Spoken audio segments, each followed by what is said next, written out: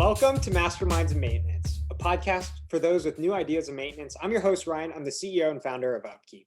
Each week, I'll be meeting with a guest who's had an idea for how to shake things up in the maintenance and reliability industry.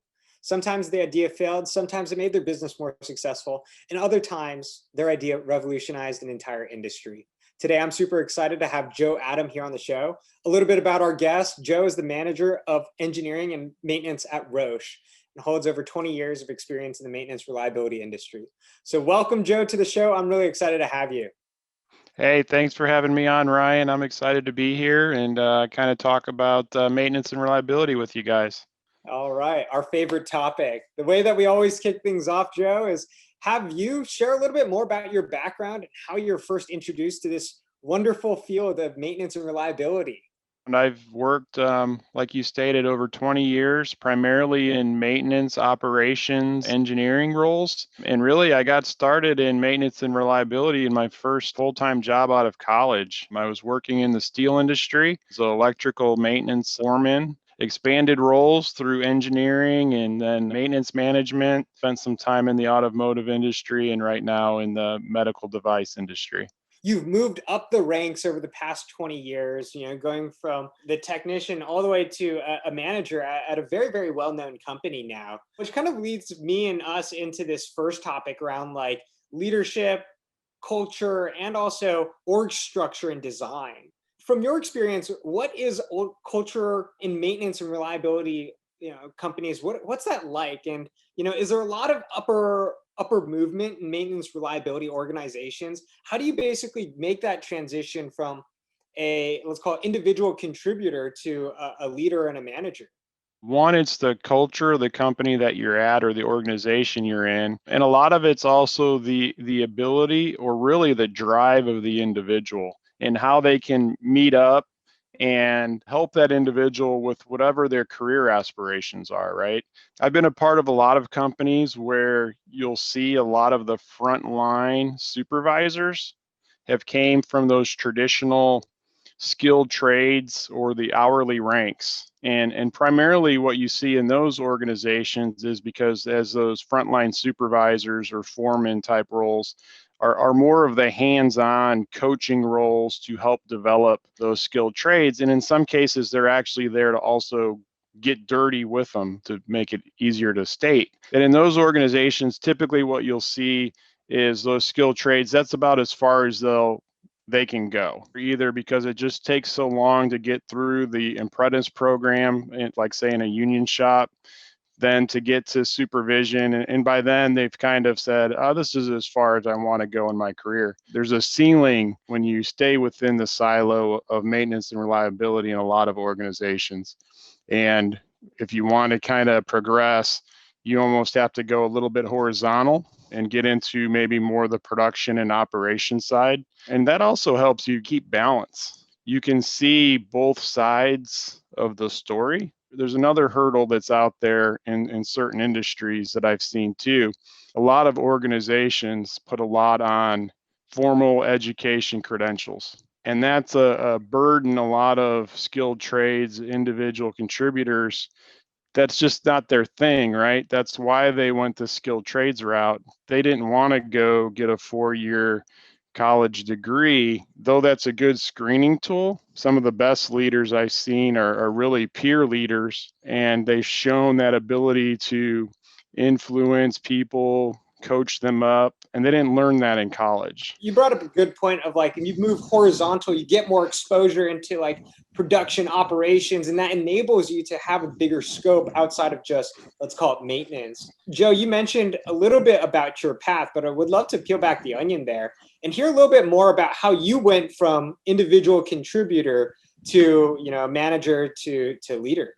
I actually started off as a frontline supervisor. United Steelworkers Union. Everybody that worked for me at the time was actually older than my dad was. So, of course, I got a lot of flack for being the young guy. But, you learn a lot in that role. And then I went to an individual contributor role because I wanted to get a sense of what it was like from an engineering perspective, since my degree was in electrical engineering, be more that driver without having to be responsible for people. Within the first, 7 years, I had done both jobs, and I figured out, well, well, I really like the people leadership side. And then from there, just kind of, move to different companies, going from operations in the auto industry to now back into maintenance and engineering. We have, or I have been traditionally in this, let's call it silo of maintenance and reliability.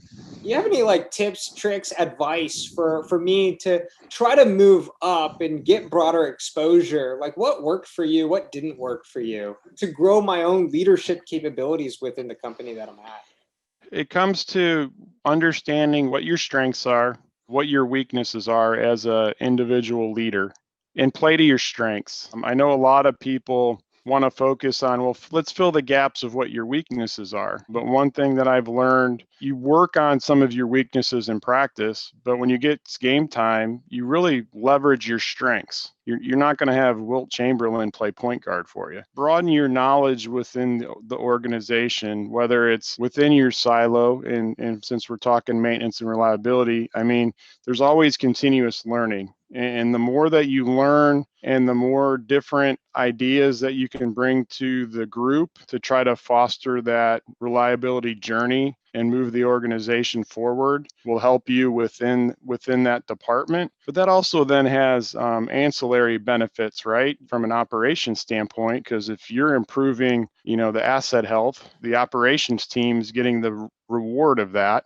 in essence, and you can then start collaborating with them more and work on continuous improvement projects within that cross-functional area. It's all about taking initiative. It's not only about just what you think and what you know you're really good at, but when these opportunities arise, and they always do from time to time, like raise your hand and say, I'll take this on. Taking these opportunities gives you that broad exposure that'll help you down the road in many, many ways.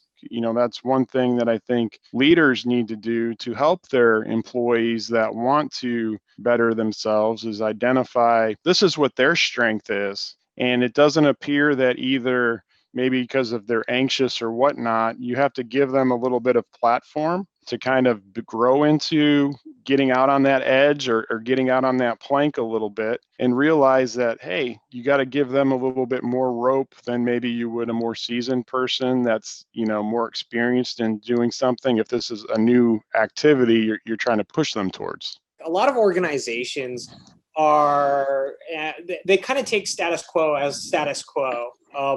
But I think what we talk a lot about on these podcasts is actually a lot of change. Like, how can you inspire others? How can you invoke change that's needed within an organization? A lot of that starts by developing the people that exist at the organization today and developing, especially leaders. So maybe the question here, Joe, is like, what do you think more organizations should be doing to cultivate more leadership, more reliability leaders within a company? Really, it's getting exposure, being transparent on what that reliability journey is for your team. I lead a group right now. We're about 55. We're going to grow to about 70 here in the next year. And what we've done the last couple of years is we have a strategy team and we meet monthly and have a workshop annually where we kind of talk about where are we going to go in the next year from our reliability journey? What elements are we going to focus on? For 2021, we're going to pick 3. But we let the whole organization know, the whole department know what are those elements we're going to focus on. We have the strategy team kind of lead the improvement activities, but we include the entire department based on their willingness to learn or to, like I said, where is their strength and where can they help us in driving that improvement. A lot of organizations need to do too is get them exposure to more of the higher level reliability strategies and tactics. In our organization, we don't have titled reliability engineers. We have that as a part of different people's job descriptions, right? Whether it's the manufacturing engineers, the leadership team. Prior to us laying out a roadmap like we've done, it was kind of a crapshoot, right? Everybody was pulling at something else that they read, but we actually put together a roadmap and say, this is the direction we're going. We're going to pull in the information and we're going to teach everybody and use the same nomenclature so that everybody's learning along the way. They might not understand all the concepts within it, but as we're learning more and the strategy team learns more, we share that with the whole group. And then as people gain interest in what we're doing, there's volunteer opportunities for them to join us and get together with those cohorts and drive those improvements. Yeah, I mean, that sounds like a great opportunity. And it's really interesting, too, that it sounds like there's no single person, single department that's responsible for reliability. It's literally everyone's job, it's baked into the job description. And I think that there's actually a really interesting opportunity there for org design, making sure that everyone has a little piece of reliability in their responsibilities. If you think about it, everybody has a little bit of a responsibility when it comes to safety. Yeah. Everybody has a little bit of responsibility when it comes to product quality, no matter what your role is within the organization. But, and this is something I think organizations can improve on, everybody needs to have a little bit of role within reliability and how they treat the equipment, right? Because a good part of that is, there's a whole concept of operator driven reliability, and it usually falls into that traditional TPM, autonomous maintenance. The most simple task that an operator can do to ensure a good operation of the equipment is keep it clean. As you look at the future of maintenance reliability, what gets you most excited about the industry and tools, technology, processes, anything? And really, what's kind of got me excited, I guess, for my team, I'll just speak for my team, right? We've been on a journey and we're seeing progress, but with this pandemic, it's kind of put, like I told some guys today, 2020 was a mulligan. So it'd be interesting to get our momentum back going into 2021 and see where our journey goes. But there's a lot of neat things happening in the condition-based space. And then when you tie that into what's going on with the Internet of Things in terms of maintenance and reliability and how those tie together, it'll be very interesting because that'll help with a lot of the data analytics and being more proactive and, I guess, prescriptive with your maintenance. It's a journey to get there, and everyone's kind of at different maturity models around, let's call it, like predictive prescriptive maintenance. What's something that you wish more people knew about within the maintenance reliability industry?